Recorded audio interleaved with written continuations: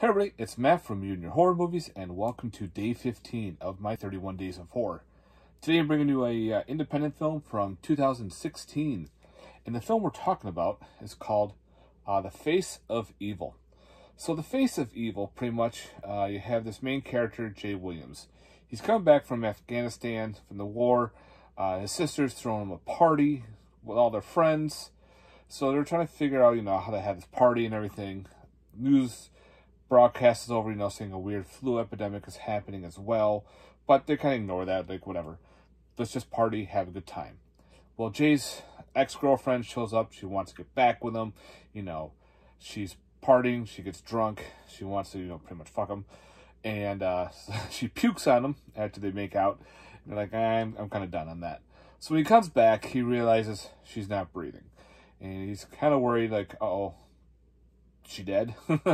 So he goes to try to get some medicine, tries to figure out what's going on. When he comes back, the power goes out, and they're all around the area, and he finds that she's missing. So he's probably like, oh, maybe she was just passed out. When he finds her, her face is more changed, kind of like a demonic-looking face, and starts to chase after him, and he's trying to figure out what the fuck's going on. One of his buddies comes in, and she kills him. And he, of course, comes out to warn the friends, and everyone's like, yeah, okay. And then, of course, the friend that was killed comes back, kind of like almost like zombie-like. So you kind of like maybe have a zombie film going on, but you don't. So anyway, you got this supposedly zombie outbreak happening, and they're trying to figure out what's going on. He finally escapes the house. For some reason, his sister disappears, and he doesn't come up with her. He runs into a gas station where supposedly there's power, but the gas station attendant won't let him use the phone to call the cops. And of course, I'll call the cops. And he's like, no, let me use the phone. And as soon as he grabs his hand, he starts to change. Like the whole weird demonic face look. And of course, out of the blue, this man shows up and shoots the attendant. Come to find out, it's his sergeant from the war. So he's teamed up with his sergeant trying to figure out what the hell's going on. The sergeant says, you know what, we were part of a special ops group to deal with terrorism, with diseases and everything. When they inoculated us with a vaccine, the vaccine wasn't all cracked up to be. We are now the carriers. We're the ones that if they touch us, they drink, like, they kiss us, our saliva gets into them, we infect them. Like, we're already infected, but it's not going to bother us. And that makes sense on that part. So they're trying to find this doctor, supposedly Dr. Clark, who knows more what's going on. So they're trying to drive through, I don't exactly remember where the area is, but over the radio they're saying that the super flu is coming around, that they need to take care of that, get your vaccine. Well, yeah. So pretty much the two are trying to run through, and, they get shot up by the cops, all this weird shit's happening. Well, they kind of go a little off left field with this movie, and they pretty much, I want to say, if you know the movie, they Fight Club us in this movie. So, if you know the movie Fight Club, and what's going on with that movie, that's the gist of this one. It's pretty much the whole, people coming back with post-traumatic stress, and severe psych issues and everything. So they kind of twisted on us. They kind of give you this one thing, but decided to veer and go this way instead.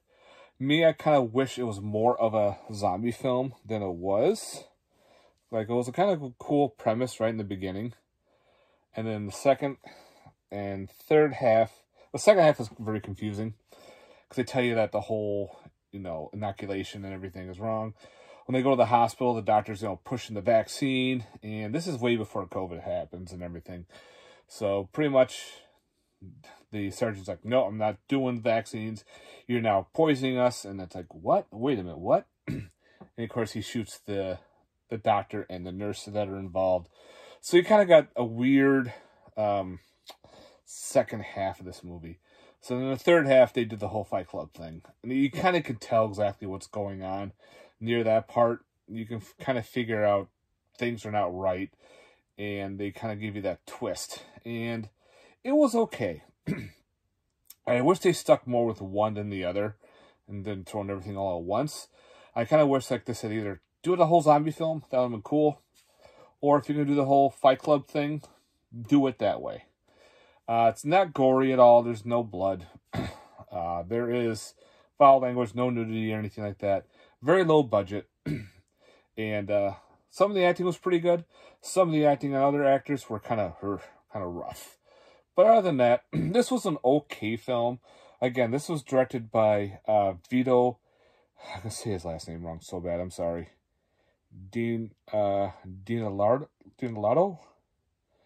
And pretty much he wrote it, produced it, directed it. He did a lot of shit with this. Cinematography, he did a little like cameo in there. He did a whole bunch of other stuff in this. When you see the credits, his name pops up a lot.